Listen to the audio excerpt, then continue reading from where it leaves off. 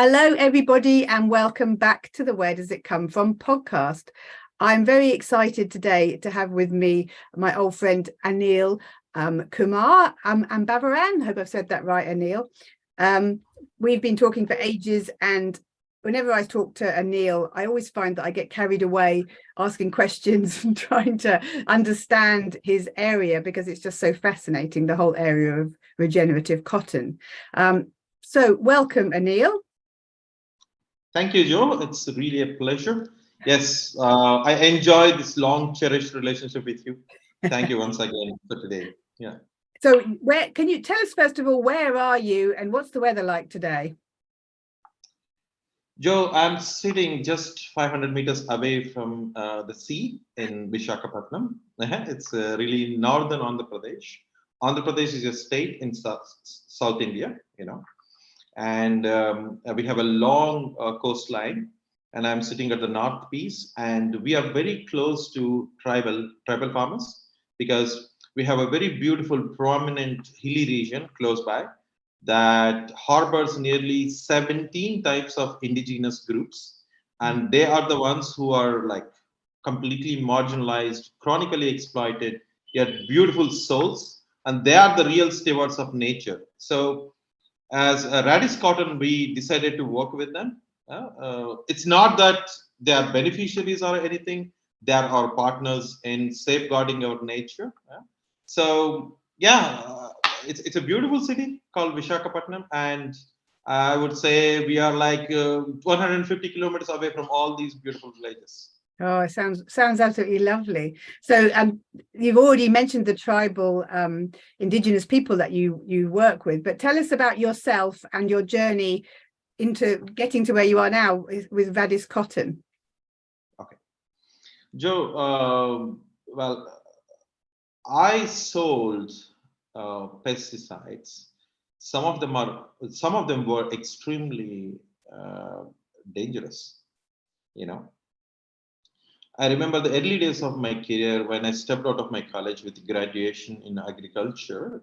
Like any middle class Indian, I wanted to do a job that gives me a lot of money so that I would take care of my parents, my friends, support a lot of people around me in education, especially because education in Indian system is extremely crucial for our sustenance of family units, I would say. Because our social security systems are very different. If someone is ill, there is no other way but just get into that vicious debt cycle. If there is a kind of surgery that costs too much, then the family cannot even survive. So yeah, it's really important. So I started working with big chemical companies promoting pesticides, but the first crop that I worked with was cotton. The reason being, cotton, like many other countries, in India, cotton is a very prominent commercial crop. We call typically as white gold here. And farmers pin a lot of hopes on cotton, hoping that their heavy investment, heavy risk taking may fetch them good returns so that they can repay. It's not to become rich, so that they can repay all the debts incurred in the previous years. That's, I would say, farmers are beautiful entrepreneurs and they are perpetually optimistic. And I saw that these cotton farmers were using a lot of pesticides, and for pesticide companies, cotton is seen as a very important market segment. So as a young professional, I was placed as a kind of a trainee promoter who would go to farmers and visit their fields, promote chemicals everyday basis, day in, day out, I would say.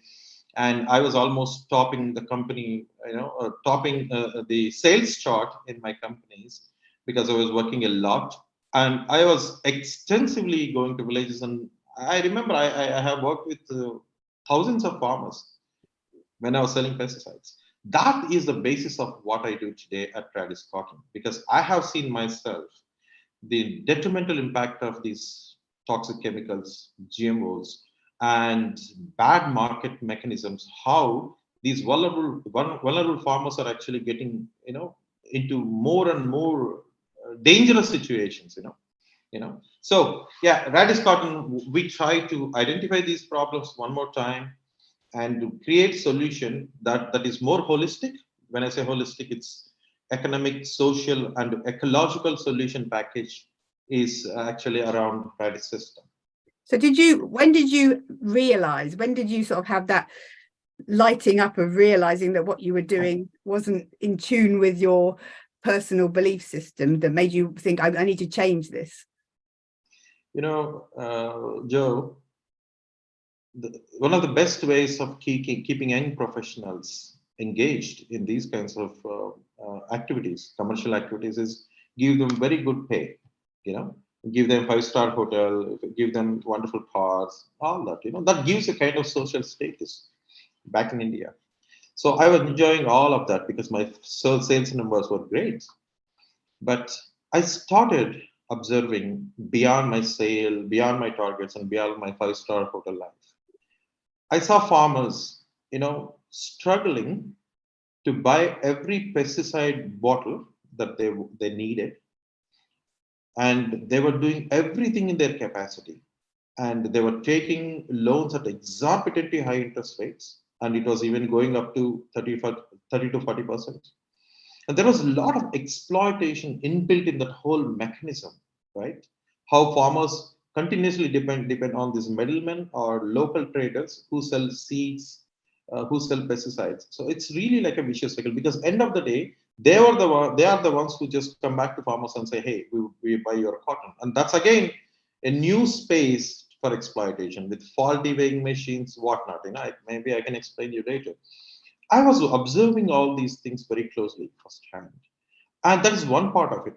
The second part of it, I started understanding, studying agriculture was not enough. Really understanding agricultural systems in a country like India, which is extremely complex and interdependent on different factors, was a kind of revelation that was really unfolding for me as I was moving from one year to other year.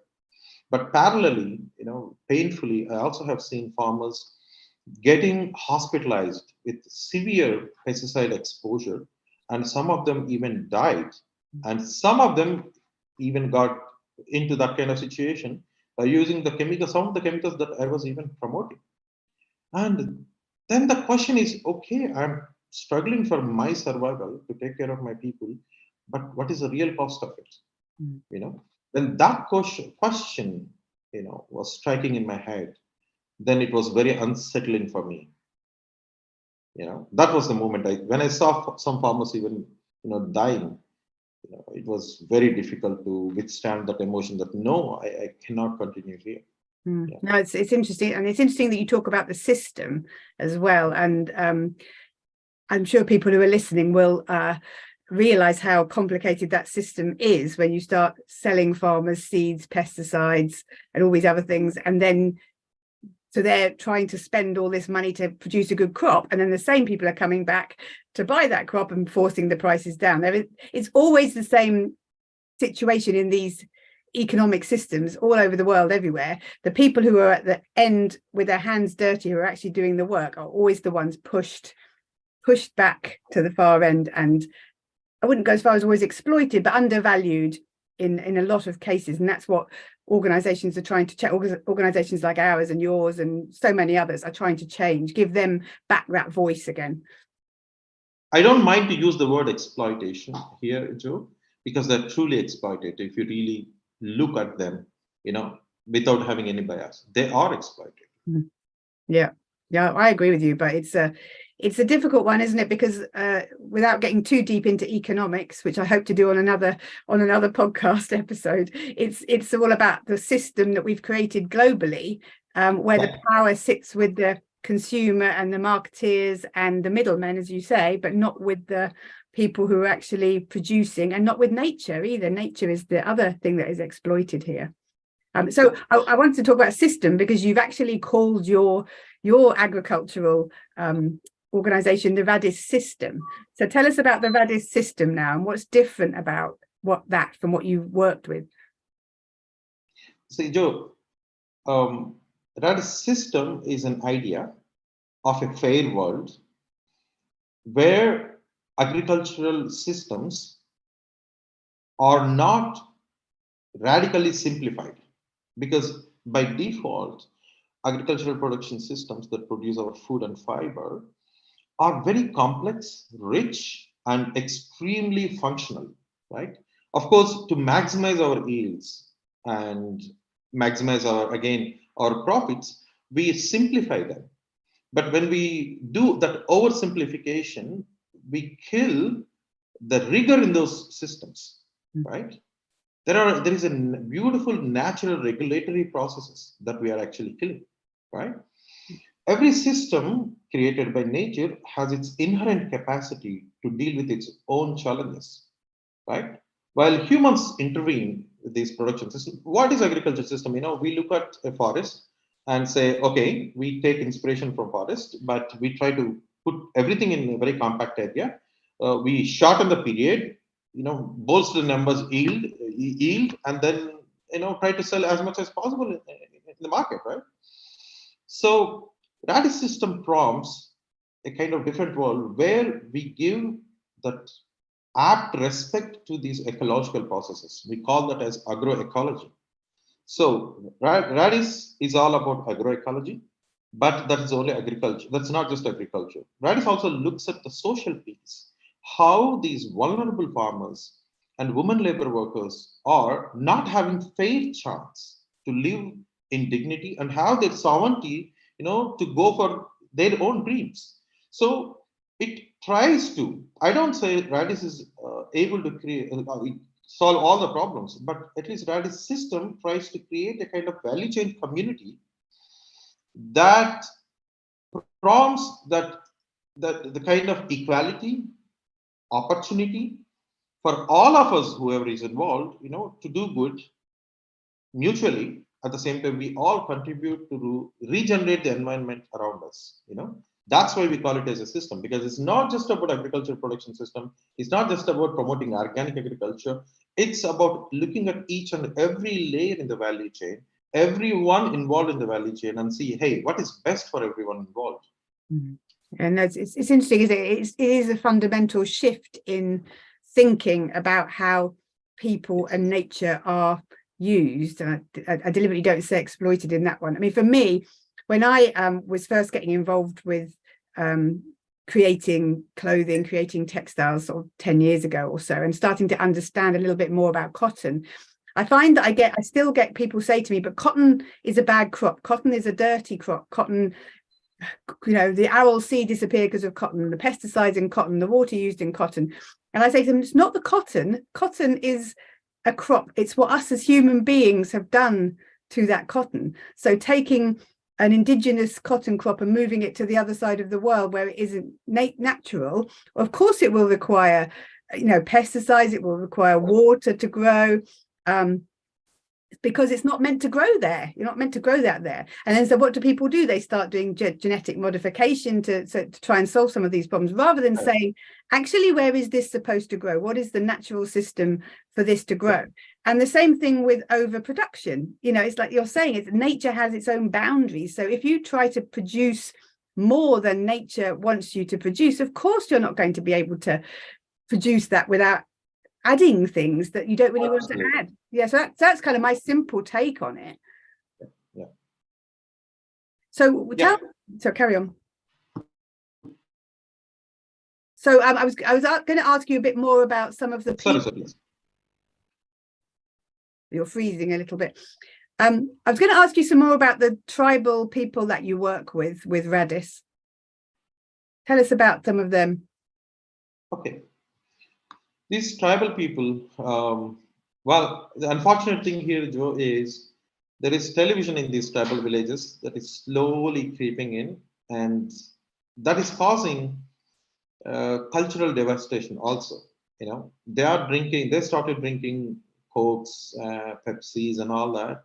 And they're also started using too much rice, which is not good. India has a lot of diabetes whatsoever.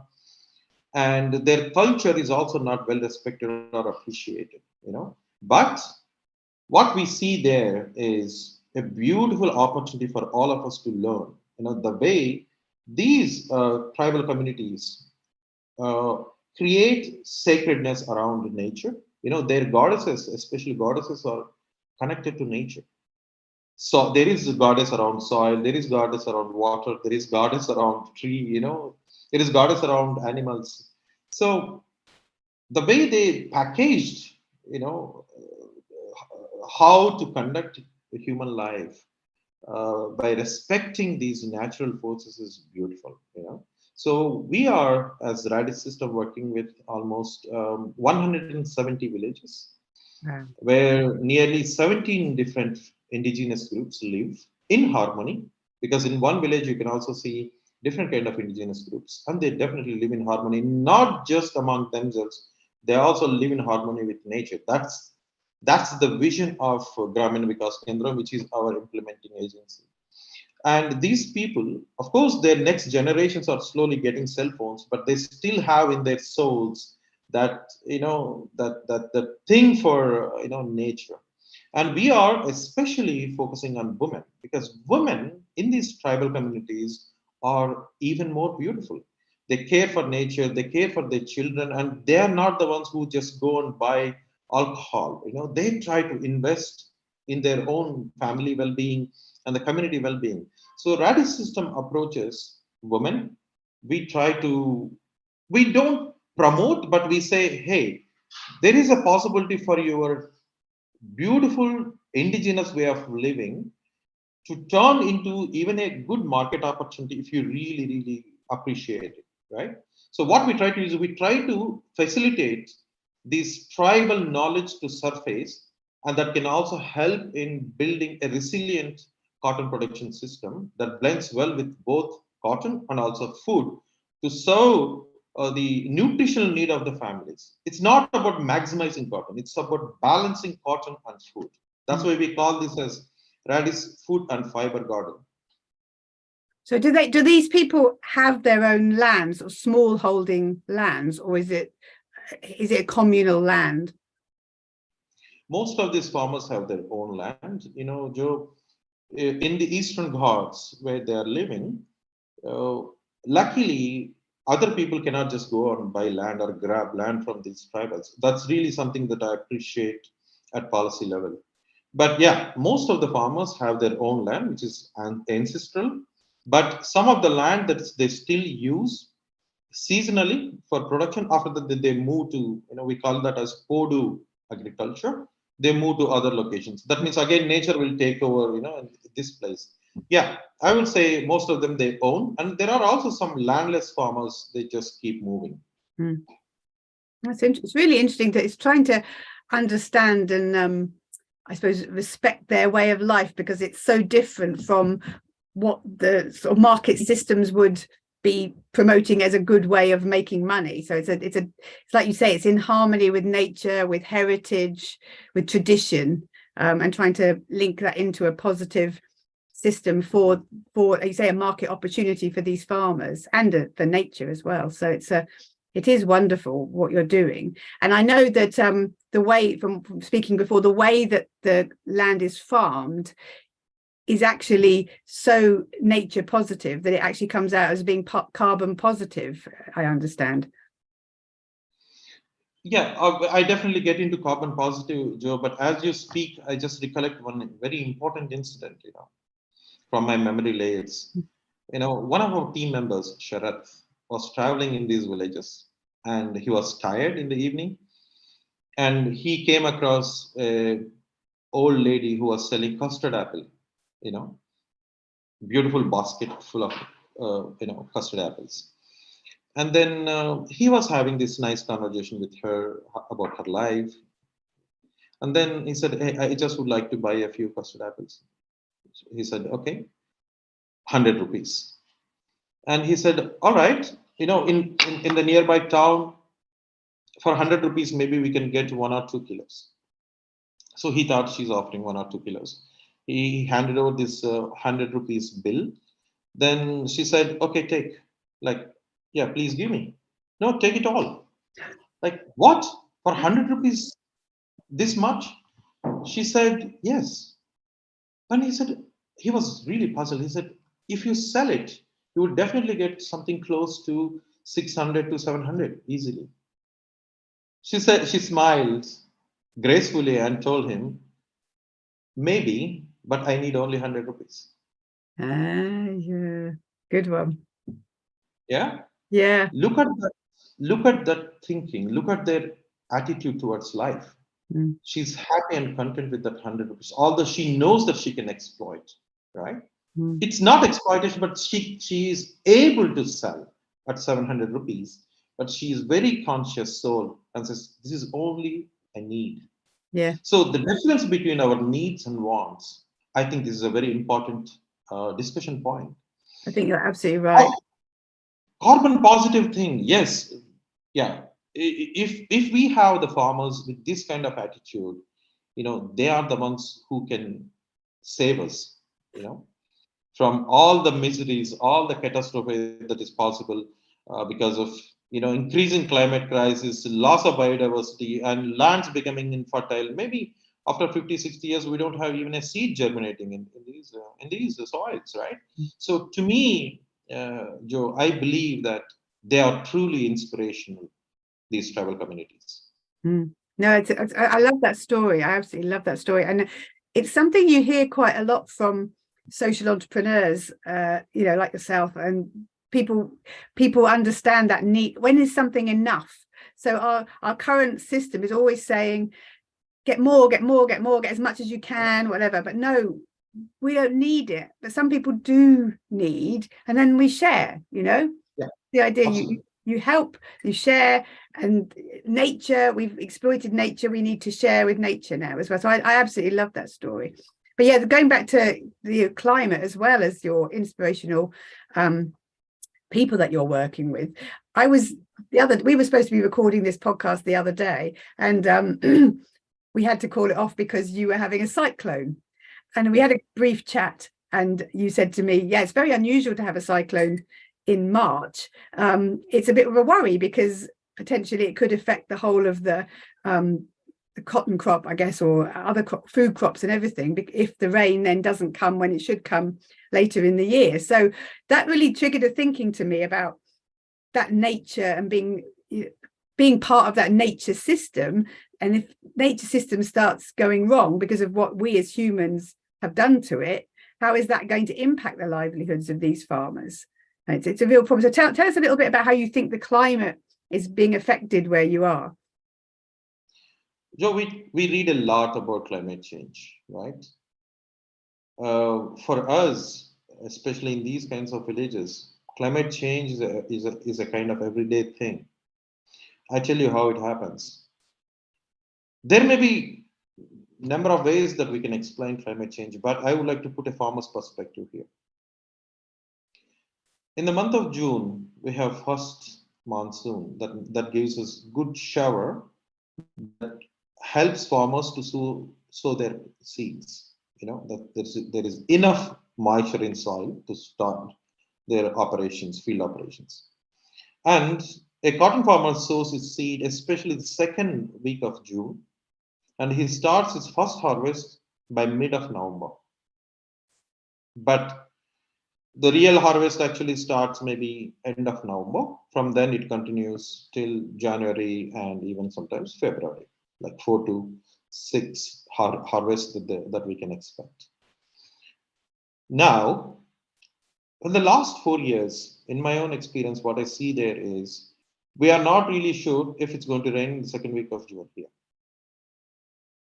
This area, I told you that the Eastern Ghats, beautiful, I would say ecologically, this is a beautiful area. Yet, I see how extremely vulnerable these farmers are because there is a very dramatic difference in weather patterns.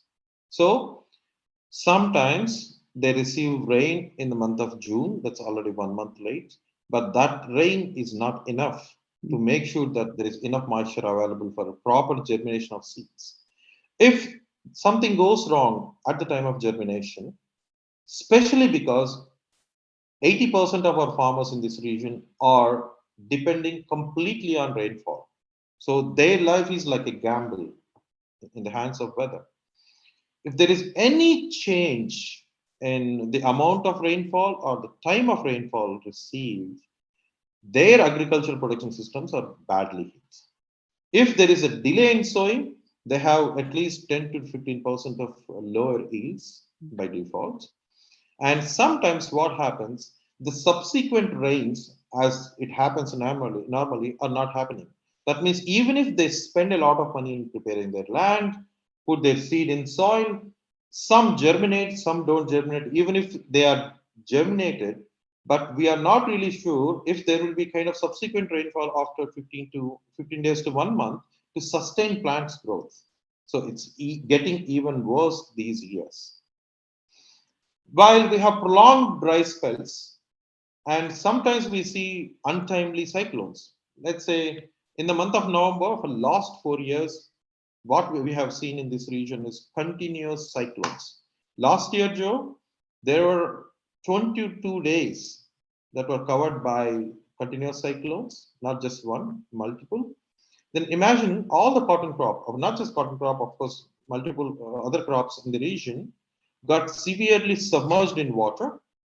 So please imagine the damage was even more for conventional farmers. At least, Raddis farmers got better strength in their plants, so they withstood better. But I have seen the severe damage incurred by conventional farmers.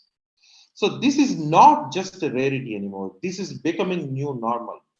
Untimely rainfall, insufficient rainfall, prolonged dry spells, and prolonged wet spells. All the rain is happening in a very short period. It causes devastation, right? So, end of the day, what we see is farmers are getting more and more vulnerable to climate. Their productions are going down. So, what is happening is conventional farmers are using more and more inputs, chemical inputs, like adding more fertilizers, or adding more pesticides. But what we see is a severe decline in yields. So, I would say climate change is becoming very, very, very important factor that is not really helping farmers any further. No, it's interesting what you say. I mean, again, going back to what we were saying earlier about that balance between nature, and what we're asking of nature. It's that if nature is providing us with less yield, what we should do within that system, the nature system, is grow less, accept less. But we don't. We try to push it to grow more. So we're forcing with the use of pesticides. And again, our economic system is not accepting that you can produce less. So the demand for cotton by brands and organizations is not going to go down because they're so disconnected from the impacts that nature are having on farmers. So it's a broken system. It's a broken system. See, Joe, I see it this way. When a conventional production system uses a lot of fossil fuel based inputs, production, transportation, and application of these fossil fuel based products release a lot of greenhouse gases, right? There is, of course, obviously, that is pushing climate change further. But when there is climate change, farmers' fields and their lives are badly affected. What they do is they try to struggle through that difficulty because farmers, end of the day, do not have any alternative means to survive. Some of the farmers I see are migrating to nearby villages or nearby towns in pursuit of their livelihood. Some of them are actually working as everyday labor worker, building constructions, dams, whatsoever. But their livelihood cycles are also very erratic. There's no reliable livelihood stream that they can find because their skills are also very limited, and that is only around agriculture or land management, right? So what I see that some of them are actually moving out of the villages, but some of them are staying and they're just lost. They don't know how to solve the problem, right? So it's really the cycle. We use more chemicals that have great impact on greenhouse gas emission, and then farming fields are getting vulnerable. And as farmers are getting more vulnerable, the entire rural economy is getting even weaker, and it's getting even more exposed. This is really a kind of next level of vicious cycle, not just debt. And the soil as well will degrade. The more chemicals, and so we're degrading nature as well while we're doing this. I know this is a negative, but we need to say it. But I want to turn to a positive because otherwise we'll both get very depressed. But You have a lot of supporters. I mean, what Raddis is doing is amazing. I mean, I think I'm such a big fan of Raddis, but I know you have lots of supporters that you work with in Europe and other places. So tell us about some of the work that you have been doing with Raddis and with your company, your partners. So Raddis system believes in one thing, Joe, that this so-called sustainability is not a hard science. It is a kind of outcome when people come together with consciousness, right? And they decide to co-create a better world. Then sustainability is a natural outcome, right? So what we try to do is we bring in all important stakeholders across the table. It's government, local governments, and even international governments, farmers who are the protagonists in the story, farmers, and then trade, that is primary processes, secondary processes, and we also bring in conscious international brands, who are willing to drive this positive change on the ground and who are willing to take the responsibility, to be part of this. And what we try to say, hey, look, this is a problem. This is not just a problem for one, it's for everyone. We all are operating in the same place. There is only one planet. And what can we do together?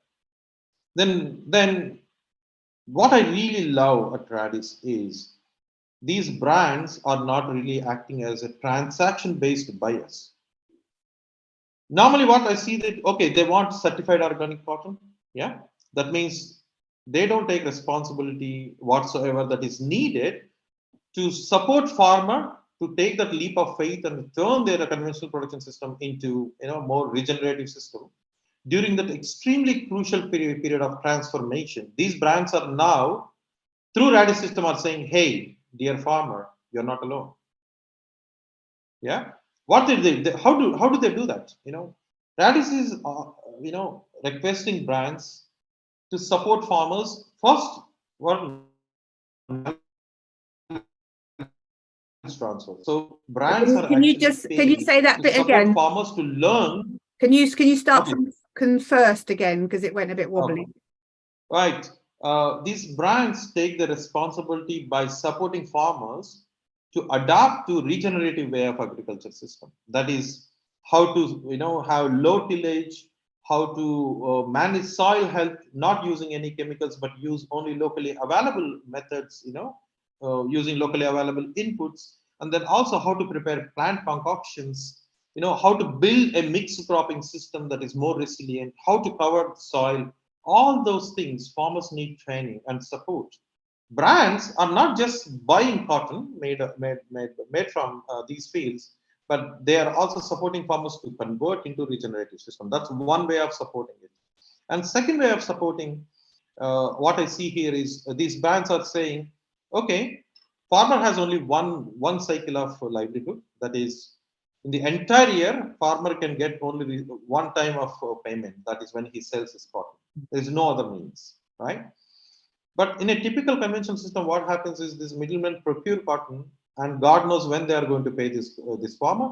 And even if they pay, that payment is very exploitative. They say, oh, your quality is bad, and Joe, these tribal farmers, if you hand them currency, they don't even know how to count. Then you can imagine the kind of exploitation that is possible here, and that's real there, right? So these brands are saying, hey, we understand that you need to receive this money immediately, right? So these brands are coming forward to make sure that farmer receives money on the spot. That's why they are giving us working capital to procure cotton respectfully.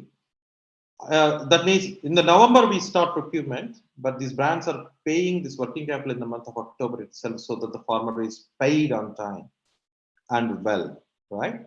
And in data system, it's not someone else. Farmer representatives, they measure cotton using digital weighing machines. They make the note of how much is being procured, whatever they have to receive. What we are trying to do is we are supporting farmers' children who are going to school to be part of this process, like counting. If elders don't know how to count on stuff, their children can also help. So we are creating a very transparent system wherein every stakeholder knows their responsibilities, knows their rights, and all of us work together as a system.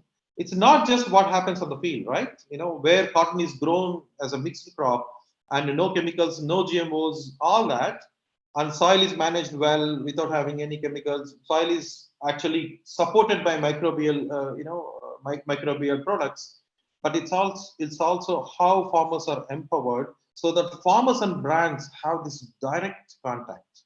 Mhm. If farmer knows what is happening the with the cotton that they are producing. I remember, Joe, I went to village. I took a t-shirt that is made from their cotton, and a 70 years old man held this t-shirt and said, "My God, is it made of my cotton? Yeah. I have never seen in my 70 years anything made from whatever I have produced by sweating in these fields." He was extremely emotional. Yeah. I think it's not about these supply chain processes. Typically, like we produce, we process, we transport, we sell, all that. It's not about that. It's about bringing people together. Having that kind of resonance of aspirations, dreams for us and for our next generations. So it's Raddis system, these brands and farmers, and as Raddis system as a team, we all are working together to find solutions, especially when there are so many factors that beyond our scope of control, like climate change. Yeah. It's about co-creation. It's really interesting, isn't it? Because I mean, I've talked to a lot of my customers and colleagues about Raddis and trying to change the way that they source things, especially t-shirts. I've been focusing on t-shirts and saying, hey, you don't want to just go to a big warehouse and buy 1,000 t-shirts. Goodness knows where they came from. With this system, you can start working at the beginning of the growing cycle. You can get to know the farmers, you can get to know the system, you can understand everything and be a part of it. And apart from one customer, most people, their head doesn't work that way. And it's like trying to educate people that you could really be part of something here, rather than just going to a warehouse and buying 1,000 t-shirts that are just sitting there. But so far, and if anyone's listening to this and they do want to talk about this, please talk to me about it. But so far, I'm not getting a lot of people here in the UK who are willing to take that step, apart from, like I said, just one who started down that story with us. But it frustrates the hell out of me, to be honest, that people won't. But I'm really glad that you are finding brands and organizations that will work with you. And I know you created a lot of t-shirts. I think I've got one here, actually. Here's one I made earlier, one that Sona gave me. So you worked with Tomorrowland, didn't you? So this is some of anyone who's watching on YouTube can see it's a t-shirt that was created from some of Aneel's tribal farmers. But you're also working with a UK brand, aren't you? Bedstraw and Madder. Bedstraw and Madder, a wonderful partner, yeah, who is extremely responsible, and they are doing their best. And they were also here a few months ago, and I saw the beautiful interaction happening between the two of Bedstraw and Madder and farmers. And to me, it's really, really wonderful to see these two unrelated ends coming together. yeah. And then it's about co-creation, right? As I explained just now, why are things happening the way they are happening now?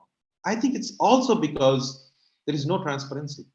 The moment we use transparency as a tool for transformation, people are inherently good at their souls. All they need is the right information, an opportunity to participate, opportunity to bring their aspirations to the table. For example, a buyer back in the UK may have a lot of aspirations that they want this kind of world. Maybe some may want women empowerment, some may want biodiversity conservation, some may want to tackle climate change.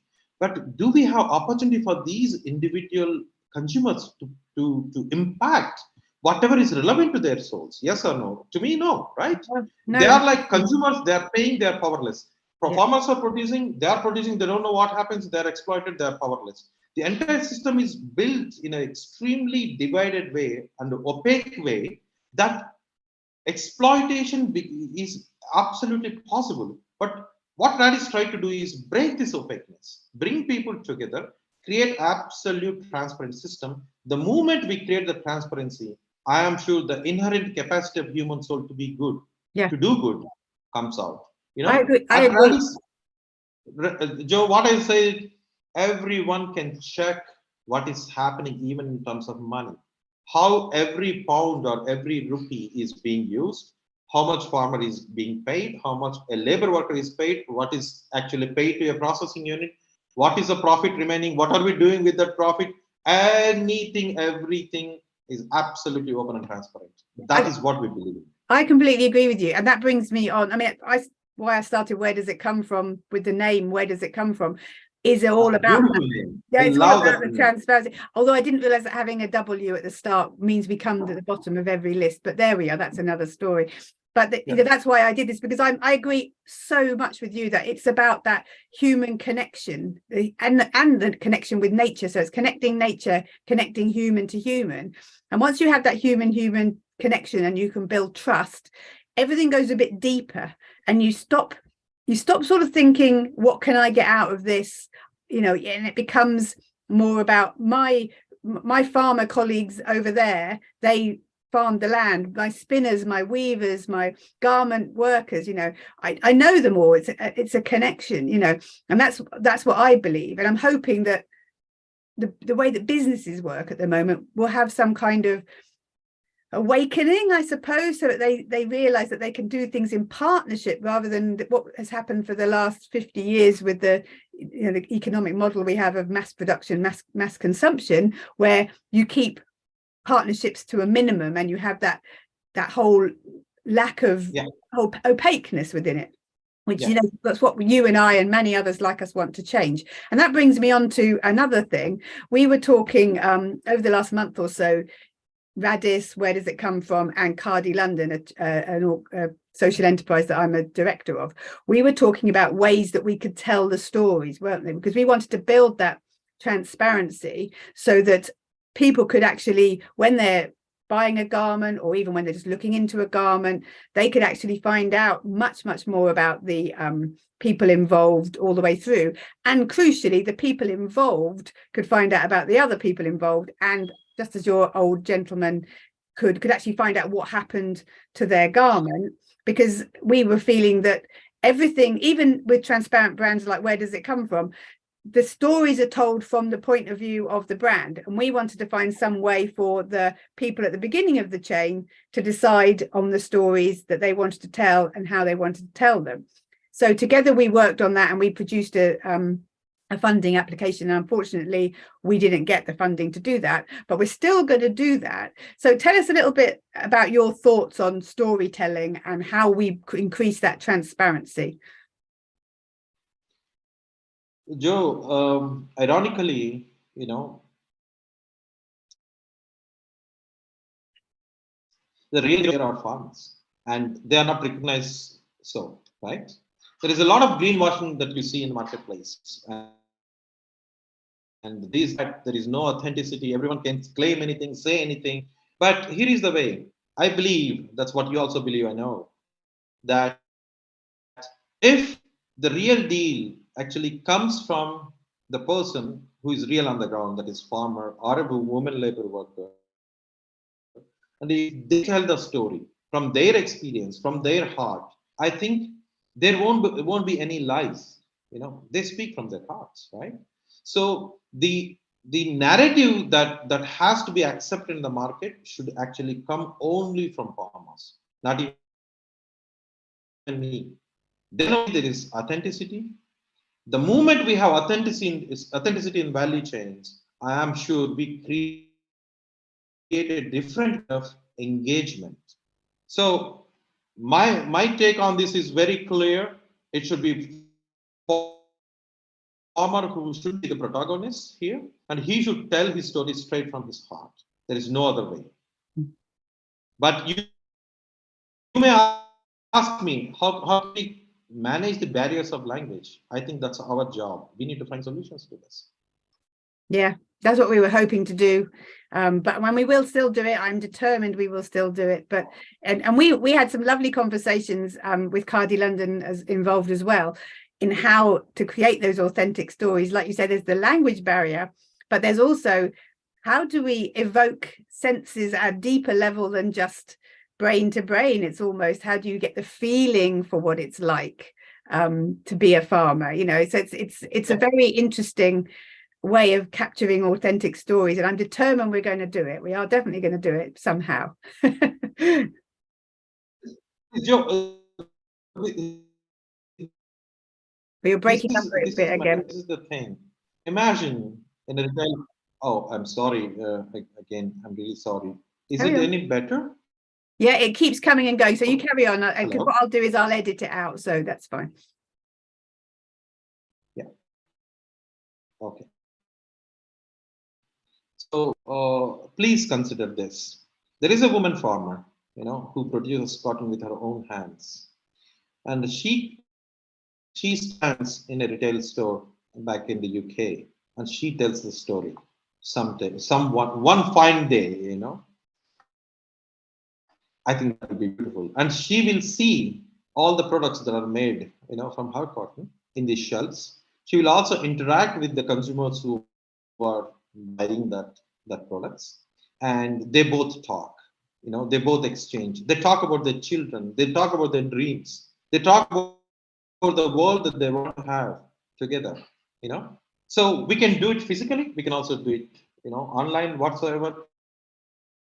But I think I'm excited about that potential that is hidden by having these people coming together, farmers and consumers coming together and think about everything, pricing, what is possible. One year farmer say, I have a bad crop, bad monsoon, can you please pay me a little more? And 1 year he'll say, no, this year I have a great crop. Just the old lady, she says, no, I don't need this much. This much is enough. I need just 1 pound. I don't need 2 pounds. I just need 1 pound. How wonderful that could be. Wonderful. Yeah.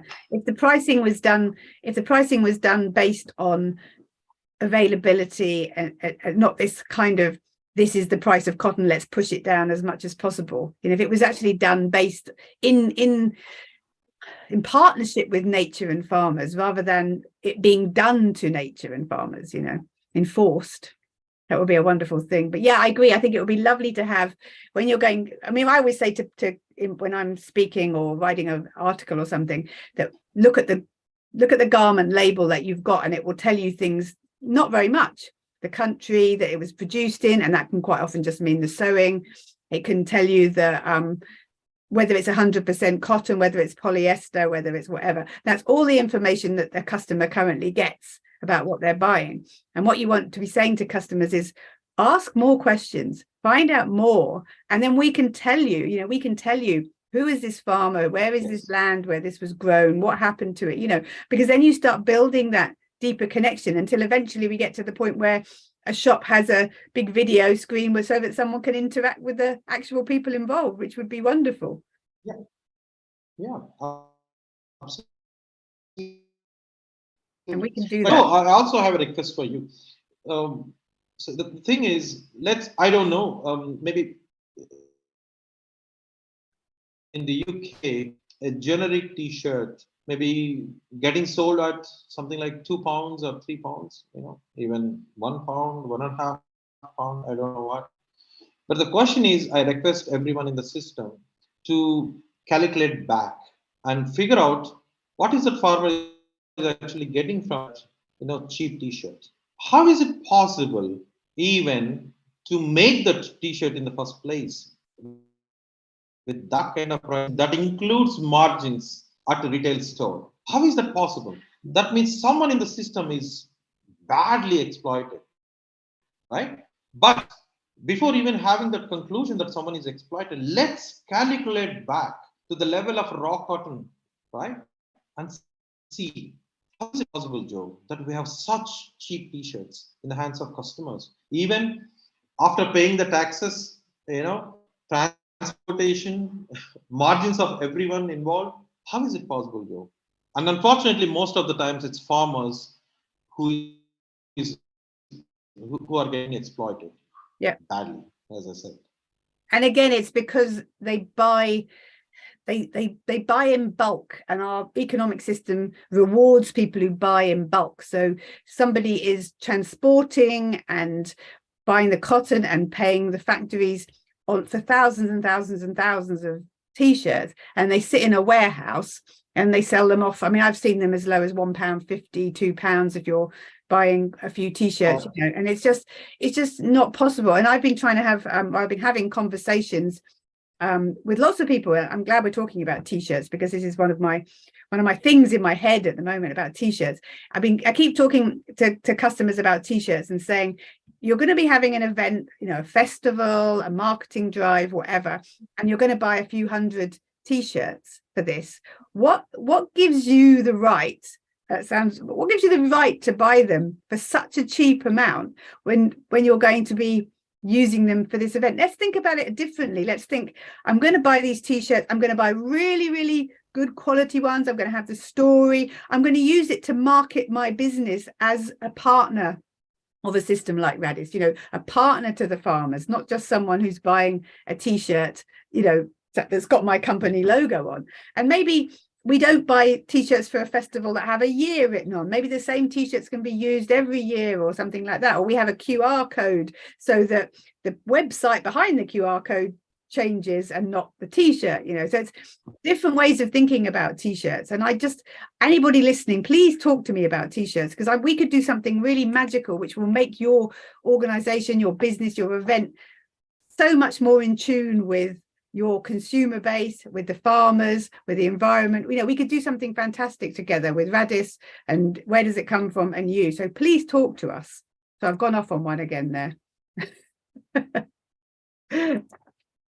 But so Aneel, tell us about some of the work that you've done with t-shirts, because I know you have worked with t-shirts. Tell us what's so great about your t-shirts. Joe, I'm sorry, the voice is breaking up. But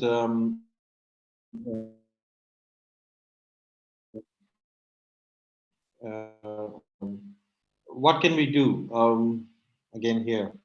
Do you hear me? I can hear you again now. So tell us about some of tell us about your t-shirt projects that you've worked on.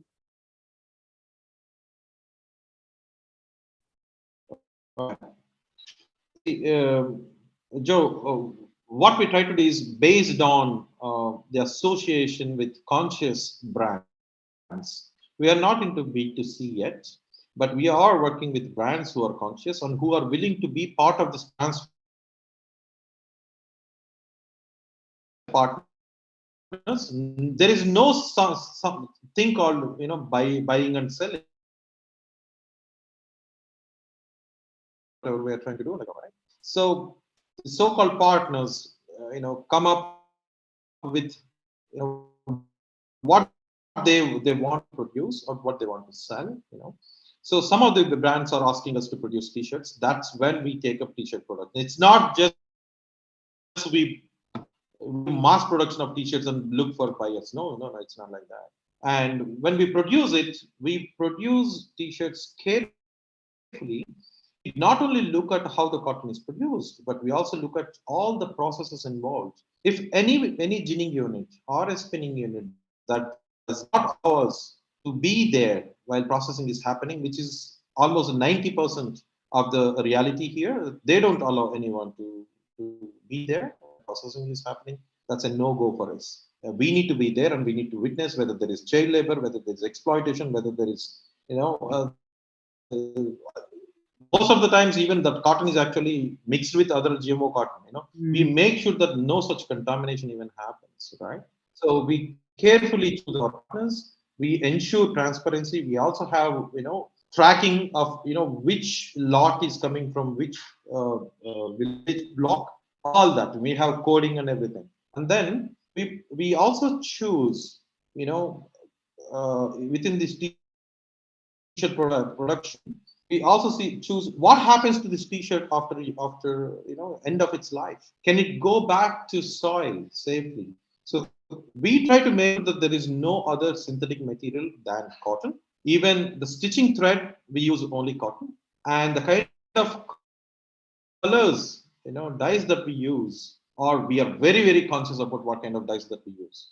And we make sure that no one in the system is exploited, that we know, we should know, even a ginning unit, which is not ours, how every labor worker is being paid, whether or not they are paid.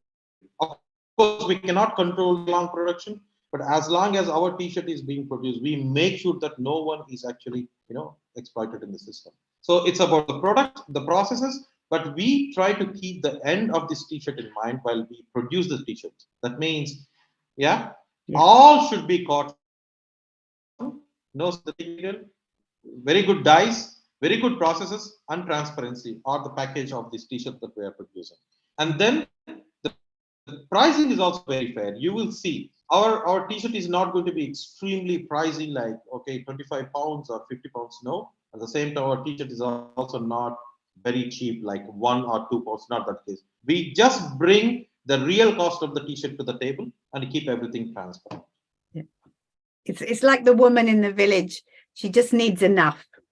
Just needs enough for the t-shirt. I need to pay people on the ground. Yeah, they're working. They need to feed their families. I just would like to keep everything open. That's exactly what you try to do, right? Yeah. Exactly right. Yeah.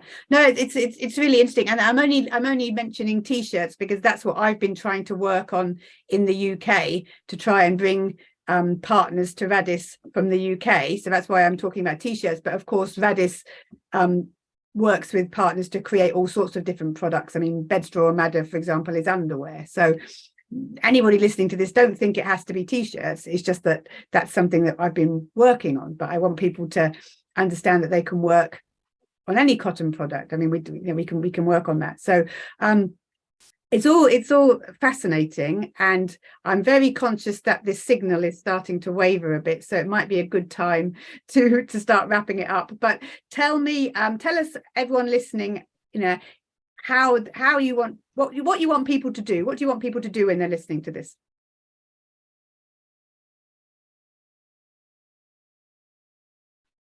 See, request or invite people to ask right questions at the right moments. That's it. That's it. First, this conversation should happen with him. That's a starting point. Yeah. The rest is just natural flow. Yeah. It's you connect at a different level, isn't it? We want people to connect at a different level from just how much does it cost and God, that's a bit expensive. It's the thinking about things in a way that you can connect with the people, with nature. Is this fair? Is this right? How can we work? And with businesses in particular, for me, I think if you're running a business and especially some of the big businesses in the world, you can do this better. You can, rather than going to a manufacturer and buying thousands of t-shirts, you can do this a lot better by partnering with the people along the way and building a deeper connection. And there's benefits for the individuals, but there's also benefits for the business, because you have these stories, you have this much deeper connection, which your customers will appreciate. They really, really will. Absolutely, yes. Okay, I think is there anything else you'd like to add? Asking the right question. Joe, it's very unfortunate that this line is not so good, but I would like to add this. What you are trying to do, I know what you have been trying to achieve. We just want to build a different kind of t-shirt, that is surrounded, embraced by people, with the true right intentions. Something t-shirt is not really a product. It's a process. It's a process to drive change for you. Where does it come from? And I really appreciate that intention, because I know when you started this, Joe, people were not even talking about transparency in the marketplace. You are one of those first, who started this. I'm sure you might have come across a lot of rich experiences on your path, and I know you're growing as a person. I see how you are becoming more and more resourceful and insightful. I'm very happy to connect with you and be part of your journey. Really wonderful to be part of this conversation. Thank you. I mean, I'm that's really kind words, and they do touch me, definitely. And I feel the same about you. I'm so glad that we were linked up all those years ago, because we think the same way about so many things, but you have a knowledge and experience that I just don't have. You know, you're there on the ground, you have this agricultural background, you know these people, so it's really rich. You know, I feel rich knowledge coming from you to me, and I want to share that. That's why I'm doing this podcast. I want to share what you're saying so that people will understand. And I know sometimes I do seem frustrated, because I do think I wish people would think differently. I wish people would embrace these things, this transparency, but I suppose it's the frustration that drives me a bit, and I hope that sometimes it makes people want to come on the journey with us, you know, come along on the journey with us. Absolutely. Absolutely. And we see that success also, Joe. It's not the same situation what we have seen 10 years ago in the marketplace. You know, brands are becoming conscious, consumers are becoming conscious, and we are good already. You know, I see that the entire market is actually rethinking. Of course, there can be ups and downs. You know, I'm sure in UK the situation may not be so great at this point, but this is not going to last forever. There is going to be, again, you know, conducive environment in marketplace where consumers will drive the entire change. So all we need to is stay strong and, you know, stick to our core values. I know that's what you are going to do. We are going to do it. We definitely are going to do it. I think that's a good place to end the discussion. And if anyone wants to find out more, get in touch with me, Joe at wheredoesitcomefrom.co.uk, or look at wheredoesitcomefrom.co.uk. And how can people find out more about you, Aneel?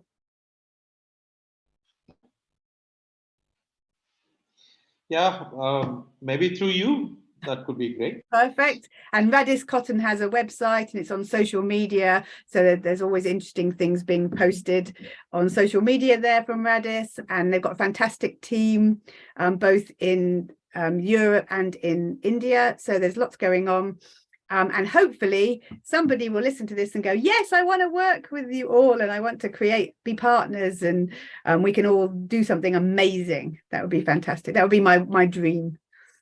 Anyway, thank you so much for your time, Aneel. It's been wonderful as always. Thank you. Thank you, Joe.